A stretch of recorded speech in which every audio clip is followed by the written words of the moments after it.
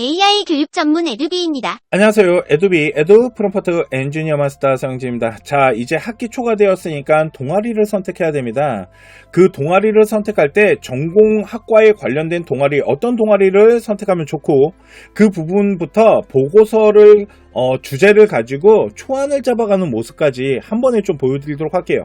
자, 에듀비 바로 가기를 한 다음에요, 제가 가고자 하는 학과, 예를 들어 갖고 내가 에너지공학과를 가고 싶어요. 그러면 에너지공학과 이렇게 학과명만 치시면 되고요.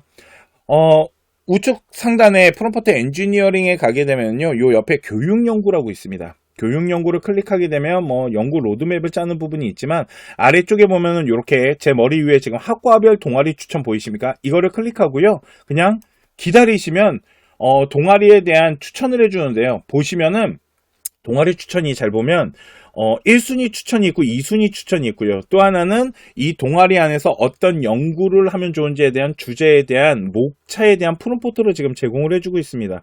어떻게 활용하면 되는지 한번 보도록 할게요. 자, 첫 번째 1순위 동아리는 당연히 전기전자 동아리를 들어가거나 공학 동아리 같은 데 들어가서 에너지에 관련된 부분에 대해서 연구하면 좋겠죠. 그런데 만일 우리 아이가 전기전자나 공학 동아리를 떨어졌어요. 이런 경우 2순위 동아리를 봐야 되는데, 이게 진짜 입시 컨설턴트가 방향을 잡고 상담하는 부분과 동일해요. 그게 무슨 말이냐면, 보시면 지금 독서 동아리나 토론 동아리, 학술 동아리 잡아놨죠. 이게 왜 그러냐면, 내가 만약 전공에 관련된 동아리를 떨어지더라도 독서 동아리나 토론 동아리 같은 경우 내가 에너지에 관련된 책을 하나 선정을 해서 그 관련된 주제를 연구하기가 좋겠죠. 토론 동아리 같은 경우도 환경과 에너지, 친환경에 관련된 부분에 대해서 토론하면서 연구 주제를 내가 관심 있어 하는 전공학업의 부분으로 가져갈 수 있다는 겁니다. 그래서 요런 2순위 동아리를 우리가 줄기세포 동아리라고 해요. 그래서 이제 좀 주제 선정하는 데 있어서 내가 내 전공을 살리기 좀 편한 이런 동아리를 추천해 준다라는 거죠. 자, 그리고 아래쪽에 보면은 에너지공학과 갔을 때 동아리에서 연구 주제 할 때 이런 거 하면 좋아 라는 프롬프트를 작성해 줬는데, 첫 번째는 신재생 에너지에 대한 부분인 것 같고요. 두 번째는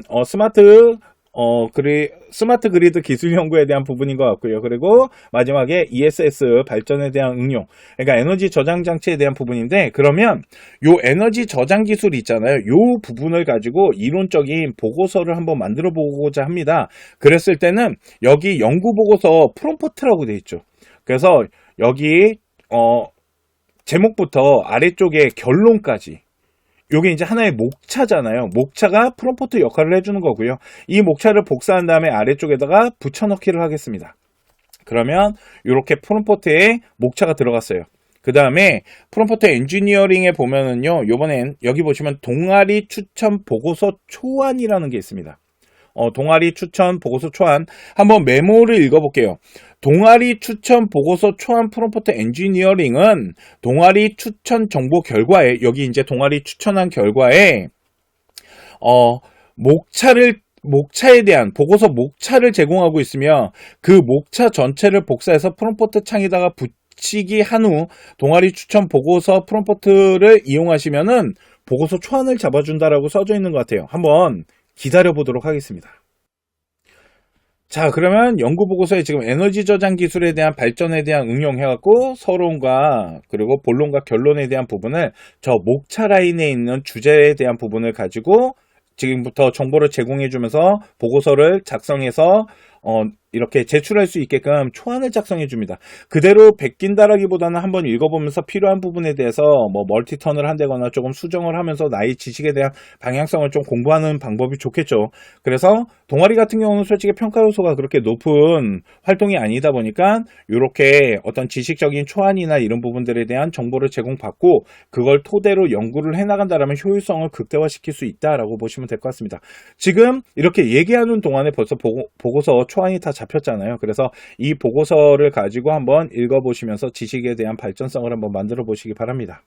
자, 오늘 제가 준비한 거는 이제 학기 초가 됐기 때문에 동아리를 선택해야 되고, 그 동아리를 선택하는 데 있어서 학과에 대한 전공성에 관련된 동아리 추천부터 연구를 해나가기 위한 어떤 주제에 대한 방향성에 대해서도 좀 도움을 주고 있어요. 그죠? 그러니까 이렇게 한번 에두비를 활용해 보시면은 동아리 활동하는 데 있어서 큰 도움이 되지 않을까라고 생각합니다. 오늘 제가 준비한 에두비 프롬프트 엔지니어링 사용법에 대한 부분은 여기까지 하도록 하고요. 다음 시간에 또 다른 주제를 가지고 찾아뵙도록 하겠습니다. 감사합니다.